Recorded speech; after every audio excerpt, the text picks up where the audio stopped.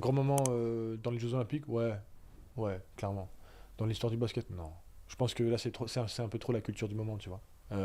Et ça, il a raison. Il a raison parce que la performance de Steph au JO, en fait, les gens font croire comme si, genre, tu vois, bon, en finale, il a mis des tough shots, ok? On va pas 3 points d'affilée, etc.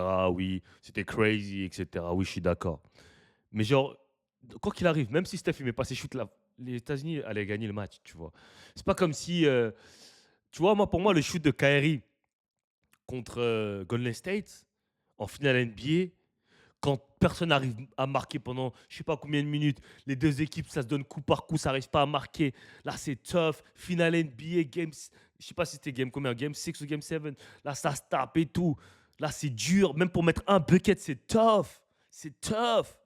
Personne n'arrive à scorer et tout des deux côtés. Tout le monde est gaz. Tout le monde est KO. Là, Kyrie, il attrape isolation. Bam, écarté. Curry vient. Ta, ta, ta, ta, ta. Fiu, bas, game. Tu vois, rien que pour moi, cette play, c'est beaucoup plus symbolique que les JO. Après, la performance de Stephen Curry aux JO aussi, elle est exceptionnelle. Parce que c'est dans un contexte de fou. Il met 3 points de fou.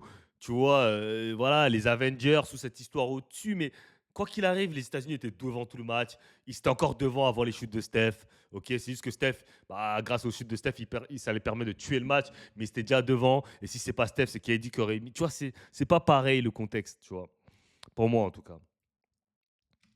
Il y a eu des moments exceptionnels en NBA qu'on a pu vivre. Enfin, je veux dire. Surtout que, sincèrement, il met réellement 2 tiers. Tu te dis, bon, après les 2 premiers, Oui, c'est des tirs ouverts. c'est les tirs ouverts. C'est Bah oui. c'est un J'entends. flyby, J'ai du Voilà. mal avec ça parce que c'est Non, justement parce non, que c'est c'est le la- money time. Non, mais je te dis pas que c'est Steph Curry qui tire à 3 points, donc forcément. Mais Celui on est qui dans met- un money time, c'est serré. Ouais. Il y a un moment, il y a 2 positions d'écart. Ouais. Il rate. Il y a une chance que l'adversaire, donc la Ouais. France, revienne, voire passe devant, etc. Il met 4 tirs en 2 minutes. Moi, Mais il faut les honnêtement, mettre. j'ai jamais, Attends, attends. faut les j'ai mettre. jamais vu Il ça. faut- On n'a jamais vu ça, les gars. Il faut les mettre. Hein. Sur une finale olympique, à l'extérieur, Sur- contre le pays hôte. Si. Bon, contre le pays hôte, non, mais si, on a déjà vu ça. Kobe contre l'Espagne, quand il met son fadeaway, qu'après il met un tir à 3 points avec la faute et qui dit à tout le monde de se calmer. C'est un très grand. C'est un des plus grands moments des Jeux Olympiques. Et je suis d'accord, et exactement, et il a raison. Il y a eu des moments marquants au JO. Il y a eu les 38 points de Carmelo Anthony. Enfin, il y a eu plein de moments marquants, tu vois. Mais moi aussi, en fait, je pense que le contexte de la chose fait que ce moment était énorme. Comme je l'ai dit, le fait que Avengers, ça soit à Paris, etc. Oui. Mais, je dirais pas le plus grand moment du basket. Peut-être des Jeux Olympiques, peut-être, mais pas du basket. Clairement. Clairement. Du basket, les gars, faut pas abuser. Attends, Ouais, faut pas abuser, des ouais. dingueries, il s'en est passé en 20 ans quand même. Ouais, bah Tu oui. vois, des dingueries, il s'en est passé en 20 ans. Et pour moi, le tir qu'il met sur Nico et moi, vas-y.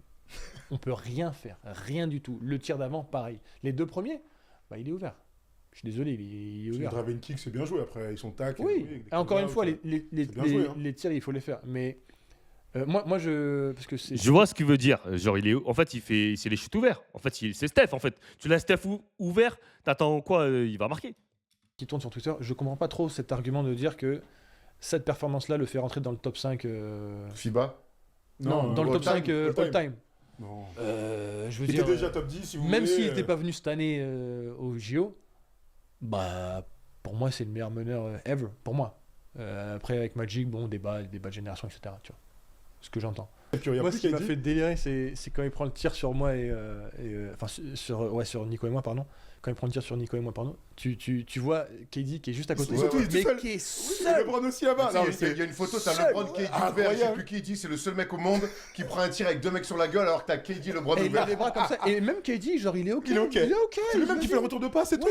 Et c'est ça la différence. Et ça, je vous le dire, c'est une grande différence entre, je pense, les États-Unis et, par exemple, les autres nations, ou je dirais pas forcément les autres nations, mais je veux dire le problème chez nous en France en tout cas. Moi, en tout cas, ce que je remarque, c'est que par exemple, KD, il va pas se plaindre que Steph a pris un shoot sur 2 personnes. Tu vois, il va pas aller voir, ah, mais pourquoi t'as pris ce shoot-là? Parce que tout le monde sait que tout le monde a ses skills. On sait que Curry, il a des skills de ouf. KD, des skills de ouf. Par exemple, je prends l'exemple, la vidéo où KD, il dit, il parle il réagit sur le documentaire Netflix, il réagit à une phrase d'Evan Fournier qui dit ouais, on joue depuis 15 ans ensemble, ça va nous aider, etc. Et vous voyez que KD directement, il dit chemistry gonna help you when you gotta guard Steph. Genre, la cohésion d'équipe va t'aider quand tu dois défendre sur Steph. Tu vois, il dit ça, mais tu vois, c'est même pas genre, frérot, t'es l'un des meilleurs scoreurs all-time. Tu vois, t'aurais pu dire, ouais, la cohésion elle va vous aider quand vous allez devoir défendre sur moi, tu vois. Mais directement, lui, pense à Steph. Tu vois ce que je veux dire? C'est genre, ces mecs-là, ils ont un ego de ouf parce que c'est des joueurs de ouf, mais ils savent reconnaître la greatness chez leurs coéquipiers, tu vois. Et c'est pour ça que je pense que Team USA, ça marche. LeBron, il peut performer, KD, genre, ils en ont rien à foutre. Ah, gros. Ouah, mais ouais, forcément c'était un moment assez fort, tu vois. Et bah, il a montré que c'est Steph, quoi. Tu vois, je pense qu'on l'a beaucoup critiqué dans sa carrière, pas forcément justifié d'ailleurs, je trouve, sur le fait qu'il soit pas clutch ou qu'il n'ait pas fait des grosses performances dans ses finales, etc. Moi, j'ai toujours trouvé qu'il était bon, très bon même. Et donc, bah là, c'était un peu l'occasion pour lui, tu vois, avec tout le monde réuni, de montrer, bon bah, tu vois. C'est une dinguerie. Franchement, non, franchement, je trouve ça sympa. Après, ça reste un grand moment des Jeux Olympiques, hein, je pense, cette performance hein, de Steph, bien évidemment. Mais ouais, je sais pas. Je pense qu'il y a eu des moments. En tout cas, dans le basket, on peut dire qu'il y a eu des meilleurs moments, entre guillemets. En tout cas, dites-moi ce que vous pensez en commentaire. Likez, abonnez-vous et I'm out of here.